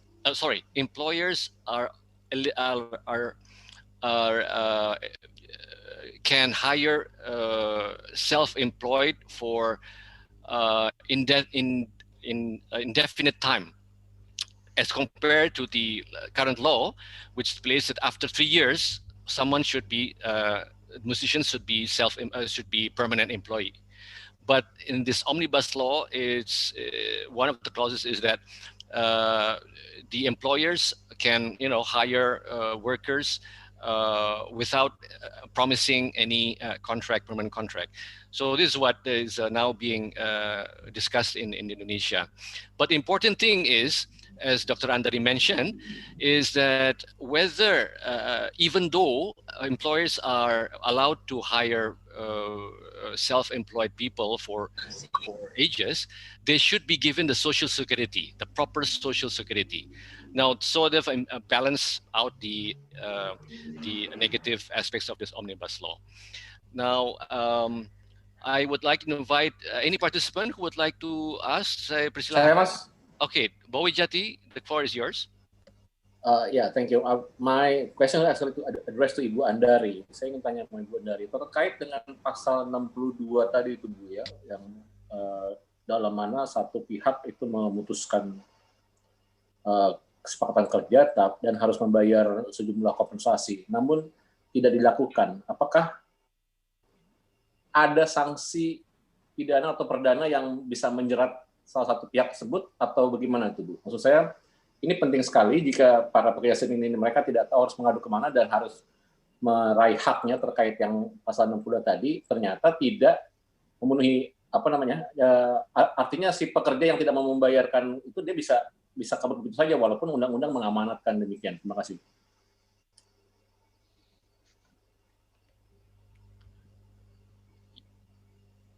Silakan. Bu Andari? Ya, terima kasih Pak Bobi. Ya, betul sekali. Jadi memang apa yang diamanatkan oleh pasal 62 Undang-Undang 13 2003 yang terus terang saya belum tahu nanti akan berubah menjadi apa di dalam Omnibus Law atau Cipta Kerja. Namun kemarin saya memang ikut menyusun pasal-pasal mengenai sanksi ini. Masalahnya begini Pak Bobi, di dalam hukum ketenagakerjaan itu berlaku pidana administratif. Artinya kalau sanksi administratifnya sudah dijalankan, sebenarnya para pihak tidak perlu menjalankan sanksi pidananya, begitu. Jadi artinya kalau dikaitkan dengan kontrak tadi, khususnya bagi para musisi, kalau salah satu pihak itu apakah pemberi kerja atau musisi tidak memenuhi kontrak, kemudian kan ada yang kita kenal sebagai ganti kerugian bagi pihak yang memutus kontrak sebelum kontrak itu berakhir. Nah memang tadi sudah saya sampaikan dilemanya adalah tentu saja mungkin memberi kontrak itu, memutus kontrak di tengah jalan harusnya dia memberi sisa kontraknya kepada pekerja atau sebaliknya kalau pekerja itu memutus kontrak di tengah jalan maka dia harus mengembalikan nilai kontrak yang sudah diterimanya begitu. Namun dalam praktek memang yang terjadi adalah para pihak biasanya tidak mau saling mengembalikan. Nah ini hukumnya akan lari kepada hukum perdata biasa karena memang hukum ketenagakerjaan itu dalam satu sisi adalah perdata atau kita mengenal sebagai civil law, tetapi di satu sisi juga ada unsur hukum publiknya. Nah ketika ini dalam unsur hukum perdata maka dikembalikan kepada para pihak. Namun kalau tadi para pihak tidak memenuhi, tidak mau mengembalikan satu sama lain, betul sekali Pak Bowi ini bisa sue kepada pengadilan negeri biasa, bukan pengadilan hubungan industrial yang menangani mengenai masalah hubungan-hubungan ketenagakerjaan atau hubungan industrial pada umumnya. Namun tadi seperti saran saya, memang kalau bisa diselesaikan dengan misalnya mediasi saja Pak, mediasi itu adalah penyelesaian perselisihan yang dibantu oleh mediator dari Dinas Ketenagakerjaan. Saya kira itu lebih efektif dan efisien juga dalam hal biaya daripada melakukan proses di pengadilan. Itu menurut saya. Demikian Pak Bowi dan Pak Chandra. Ya, terima kasih. The question from Bowie Jati was he was asking how the law deals with termination of contracts. Whether by the employee or the employer, And the answer was that it depends. It can be solved under the civil clauses, civil law clauses, as well as actually public law. But it is also, now I would like to again turn to you, Luke.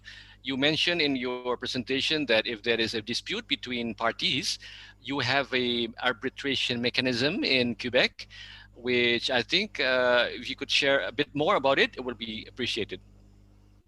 Okay, the arbitration process occurs for the first collective agreement.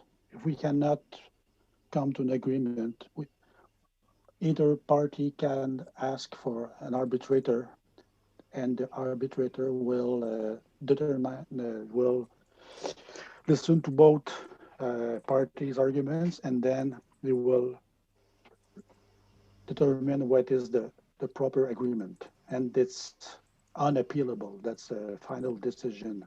So it's a little risky because if it's bad for you, you're stuck with the decision for years.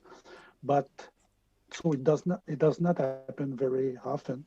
Presently, we are on the arbitration process with the TV Producers Association, but recently we just began to talk with them about going back to mediation, and that's something that is quite drastic for a collective bargaining agreement. Also, the other use of arbitrators is for grievances, like if there's a complaint from the musicians about the collective bargaining agreement, and producer does not want to resolve the problem, so we can file a grievance, and then an arbitrator will make a decision about make a ruling about this problem. That's the way we use arbitration. In the future, we would like to ask for arbitration when a collective bargaining agreement renewal takes too long. So either part of the agreement could ask for an arbitrator to so the renewal does not take like 5 or 7 years as we've seen before. Thank you, Luke.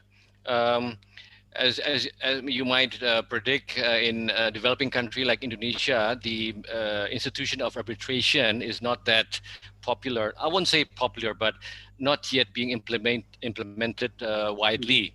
So this is an institution that Indonesia should build and should establish more. But cases actually are settled by mediation. Yeah, two parties actually meet each other out of court and agree to a solution. Thank you, Luke. I think there's a question from Marcel. Just for clarification, we always go to a mediation before going to arbitration. Okay. That's the condition. That's a requirement. You cannot ask for arbitration without going to mediation before. First, okay. Very good. Very important point. When mediation fails, you go to arbitration. Thank you. I think you have a question from Marcel Sihaan in the chat room. Marcel is a renowned singer in Indonesia, and he's also a lawyer. A question for Luke. Are you able to read it, Luke? Yeah. Yeah, go ahead. So that artists are considered a national assets for Canadian government. And okay, so we'll read the question. There was a performance a few years ago on the Alternative Planet Rocks Festival in the province of Quebec, and artists were treated very well because they were considered national assets for Canadian government. Is this phenomena happens because you're earning hard work? Yes, of course. Or just happened naturally? Well, both. Okay, thank you. I think that that's a good thing that in Canada, the artists are still considered as an asset, and the culture is important. That doesn't mean that we always have good working conditions, because when there's money and business, some people make advantage of it. So, and we always have to represent our members. But it would help. We have good help from the government and subsidies and stuff like that. That we're lucky, but unions they have to work all the time to verify, to check that the agreement are respected. And that situation for this festival, I think that in festivals we have problems representing the musicians unless we can find the real producers and apply the right agreement. But usually in festivals, artists are well paid. It's not big paid, but they're, especially if they are well known, it's not a big problem. The problem would be for the emerging artists. So sometimes they get poor conditions. But about this specific question, I will say that both answers are okay. It's a mix of the of the two answers. Yeah. You're very humble. Thank you so much, Luc, for the answers. Thank you. Thank you, Marcel, for your question. I would like to turn to Berta now. Berta, can you explain or share with us what kinds of programs UNESCO is offering to member states for the promotion of this recommendation? Perhaps you can shed some light over there. Thank you, Berta. Sure.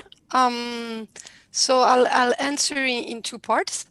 Let's say that until 2 years ago, as I said, well, it's not a secret that UNESCO resources have been dramatically diminished in the last years.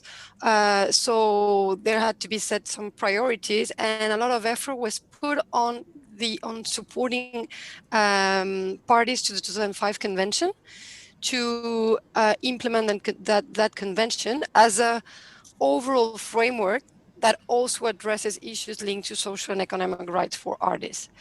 And actually, Indonesia has benefited from a capacity building program from UNESCO that is supported by SIDA, by the Swedish International Cooperation Agency, for 2 years. And through their project, they set a national team that was led by the Ministry of Culture, which basically set like working tables on the different aspects of the convention. And one of those aspects is artistic freedom. And what we understand by artistic freedom, it's at UNESCO, it's a bundle of rights that include, if you want, the more classic right to the freedom of expression, but also the right to fair remuneration, the right to create without censorship, the right of association. So there has been some discussions within those working group, and Indonesia is supposed to submit the result of those discussions, of which artistic freedom is just one theme. There is also digital environment, there is also gender equality, there is mobility of artists, there is culture and development. There are several issues, several monitoring areas, like we call it. And we're expecting this report from Indonesia by 1st of November at the latest. But these were where all our efforts were put, let's say, up to 2017. And starting in 2017, we started receiving, because I have to say that in terms of the international arena, the 1980 recommendation had been somehow forgotten, if I may express myself this way. And it regained some kind of attention in UNESCO to the extent that it's now one of the recommendations that is being closely monitored by a sub-body of UNESCO Executive Board that is called the Committee on Conventions and Recommendations, and with all these instruments that do not have their own governing bodies. So in recent years, there seems to, the 1980 recommendation seems to have gained some attention. And from the Secretariat, our response has been to set up a program that is really in its first phases, which is called the Ashberg Program for Artists and Cultural Professionals, under which, on demand, we can support, we can provide technical assistance to accompany countries that wish to revise their existing statute of the artist law, establish a new one, revise specific regulations. So far, on this specific topic, we have closely worked with 2 countries that are not in the Asia region, which is Mauritius in Africa and Costa Rica in Latin America. And this is an area that is somehow new to UNESCO in the sense that we were used to provide assistance on this particular aspect, but not like a legal backstopping of revising or setting up a law. Also, that requires a lot of consultations with the artist community.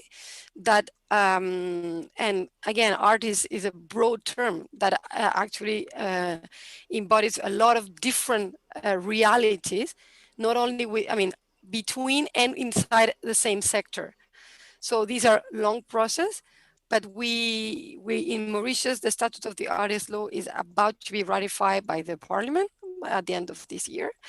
And of course, as you can imagine, with the current situation, where the fragility of the situation of a lot of artists and cultural workers has been put at the forefront for UNESCO, this program is called to increase, because we are receiving like almost every week requests for support.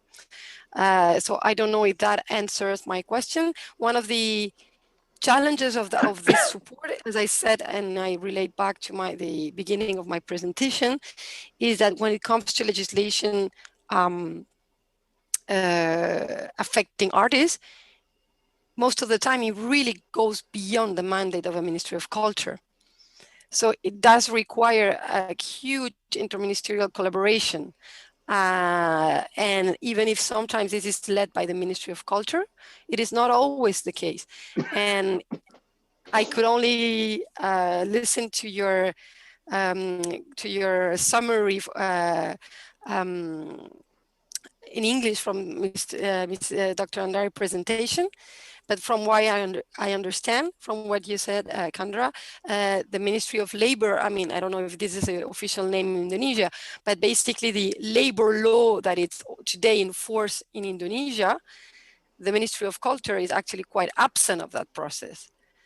And of course, that has some, and it's a reality in Indonesia, it's a reality for most of the countries, that actually the ministries drafting those laws are not at all acquainted with the reality of cultural workers. And this is also whether or not another agency of the United Nations comes in, which is ILO, the International Labour Organization, with whom we are working progressively closely, so that we can also provide together this support to our member states.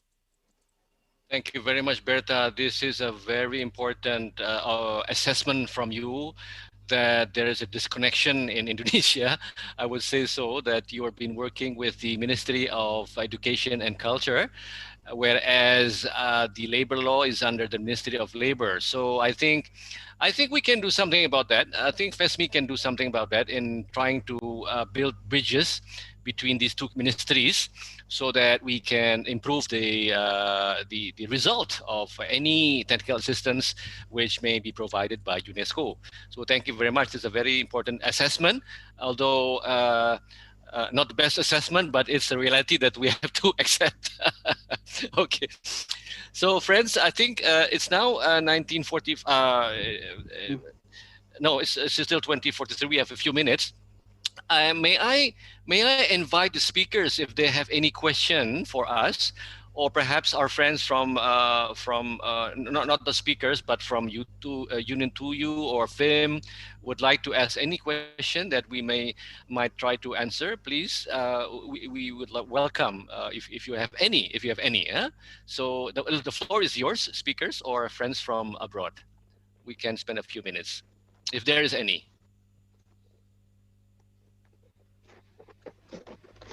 Yes, if I may, first I want to thank everyone for this great session. Lots of thanks to Berta from UNESCO and Luc from Quebec. it was really enlightening for all of us.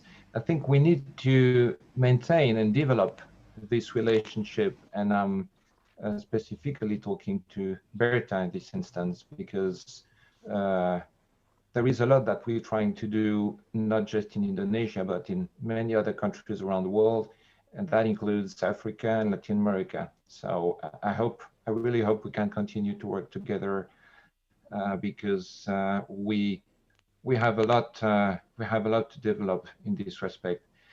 And also, I think, as Luc explained, that the act, the Status of the Artist Act in Quebec was about to be reviewed. I think we also need to receive updates from time to time, at least when, if anything happens, that it can be used as an example in other countries. I really think we need to stay in close contact to make sure we can share this information with our colleagues in Indonesia and in other parts of the world. Thanks a lot. Thank you, Benoit. May I just say a few words in Indonesia about you or your presence? Teman-teman, ini Mr. Benoit Mashuel adalah kepala dari Federation of International Musicians, yang mana melalui FEM inilah kita mendapat bantuan dari U2U, Union to Union, yang mensupport this project, establishment of the website, and also the organization of these 10 series of webinars. So I was explaining to our friends, Benoit, your good office actually is behind this, and thanks to you, to FIM, you've been able to connect us with Union to Union, and we are very grateful. I think your suggestion is very valid. We should maintain contacts with everybody and benefit from all the network that we are able to. So we have still a few minutes. Teman-teman, masih ada beberapa saat kalau ada pertanyaan. We have still a few minutes for any question. Just one last question to Luc, if I may, Luc. A bit specific, but I think very important for FESMI, for our unions. How do you fund your organization? What is the most biggest source of income to run the organization? I know we know it's a non-profit, but how do you manage this important aspect in running an organization? Luc? Yeah. Well, we rely only on the members' annual dues and work dues. So every members pay $215 a year to be a member. And when there's a contract, there's a percentage of the wages that goes to the union. Interesting.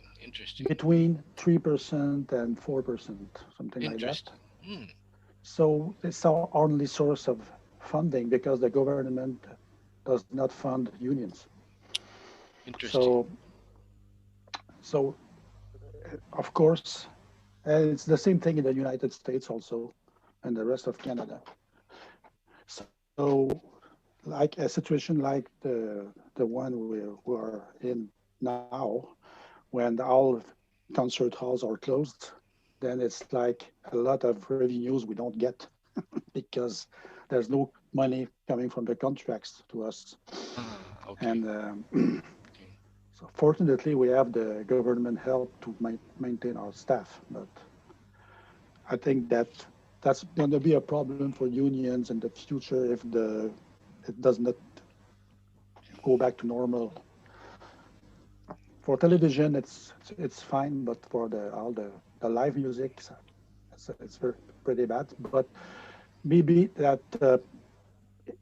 problem will open the eyes of the government, and maybe we will get some minimal funding just to maintain our office, even in difficult situations. But we rely only on the members and the work they've done under contracts. Yeah.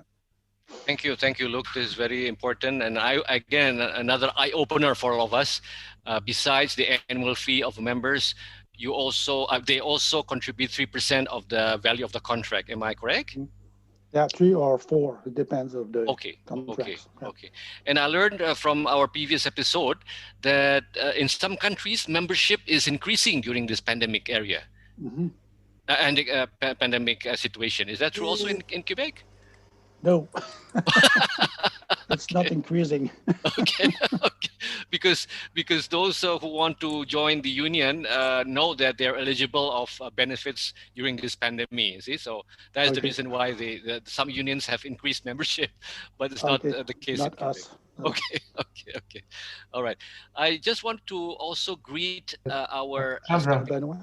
yes, Benoit. just one question. One comment. It is true that in many countries the membership is increasing. It has increased since the very beginning of the crisis. And I have a few examples in mind. It's the case in France, it's the case in UK, it's the case in Sweden, in Germany. So there are many countries where membership is increasing, but as Luc explained, there is no income. So no money coming in for performers, for musicians. So that means also no money coming in for trade unions. So we have to wait at least for a couple of months until we see if this new membership translates in a stable membership, if they remain within the union in the long run, and whether also it generates revenues for the union. Because as far as there is no job, there will be no money to collect, of course. But I had a very simple question to Luc. This 3 to 4%, I suppose it's a contribution taken from contracts that fall under the collective agreements that you administer, right? Yeah. Yeah, okay. Exactly. It's only on the contracts we received. Yeah. We don't collect that money for other gigs that are not under any contracts. You know? So the more contracts we've got, the more money we have to operate our business, our office, and render services to our members. Okay. Thank you, gentlemen. Before we proceed for the closing, I just wanted to greet our audiences on YouTube. As you all know that this Zoom meeting is also projected on YouTube. So I just wanted to greet them and thank you for your attendance in this third episode of 10 series of webinars. So I think we're approaching 2 hours already, and I think it was a very fruitful webinar. I'd like to first of all thank all the speakers. Berta de San Cristobal from UNESCO, thank you very much. Muchas gracias para usted. Luc Fortin, merci beaucoup. Thank you very much, Luc. I hope we can maintain our communication. You are very resourceful and as well as Berta.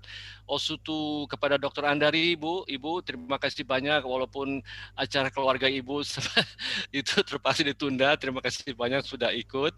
Also to FIM, Benoit, and friends from FIM, thank you very much for your attendance. Also, special thanks to Marie Ende in Sweden. I can see you waving. I hope you will be with us all through the 10 webinars. I don't know, but you're always welcome to join, and as well as other colleagues from abroad, Jonas Franzen. Thank you, and other friends from FIM. So I think with that, Can I have a... Yes, Bowie. Yes. Just one last question during injury it's time. not a question. Yeah, it's not a question. But for Berta, you said that you want to share your presentation, so it would be. It's on is chat room, I guess. It's in the chat room, is it? It's already chat. Okay. Yes, right. I did it in the chat. Yes. Okay. Thank hope you it very worked. much indeed. Thank you, Berta. Very Gracias, welcome. gracias. Ini hanya satu saran, boleh Mas Chandra? Yes, a suggestion from Ricky. Yes. Yes, maybe because the time is limited, but maybe can be discussed in next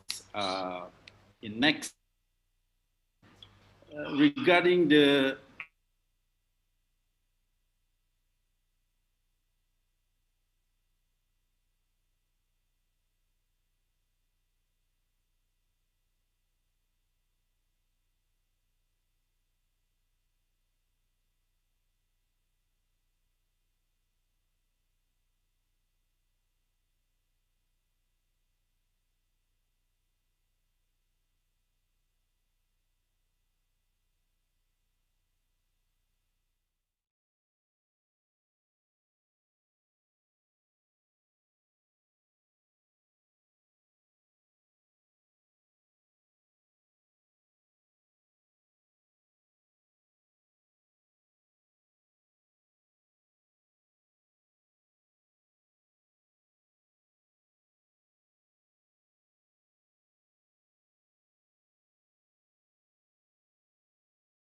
dapat tentunya yang kiranya bermanfaat bagi kita semua dalam menilai berbagai potensi yang seharusnya bisa kita dapatkan dan perjuangkan sebagai seseorang yang berprofesi sebagai musisi. Terima kasih atas perhatian dan keikutsertaannya. Terima kasih kepada Bapak Chandra Darusman dan Ibu Andari. Also once again, huge appreciation. Thank you very much to Mr. Luke Fortang, Miss Berta for the very important knowledge you guys brought to us. Also, thank you very much to friends from FIM and overseas, Mr. Benoit Machwell, Mrs. Mary Ande, Mrs. Natalie Osa, Mr. Jonas Franzen, and other friends from overseas for the attendance and support in this webinar. Terima kasih juga atas kehadirannya untuk perwakilan serikat daerah yang hadir.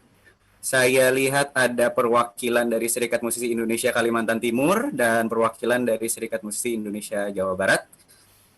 Terima kasih teman-teman semua, sampai jumpa di webinar minggu depan dengan judul Wanita di Industri Musik Tanah Air, Antara Berkeluarga dan Mengejar Cita-Cita.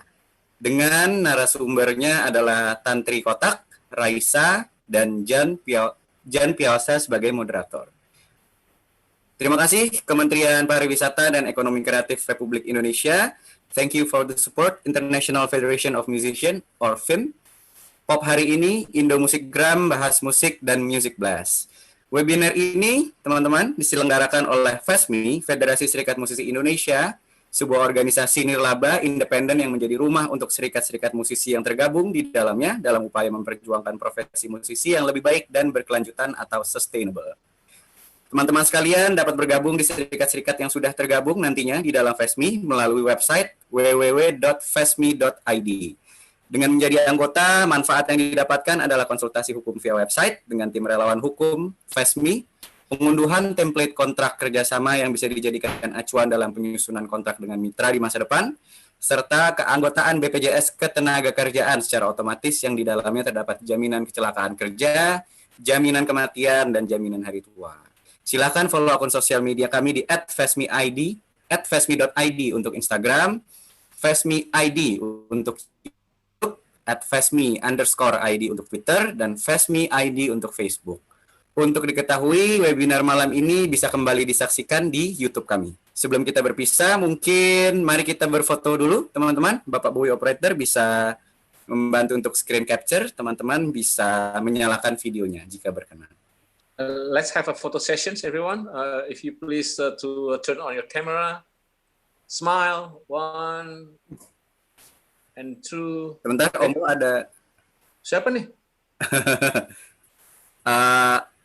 No. Asbullah, nah.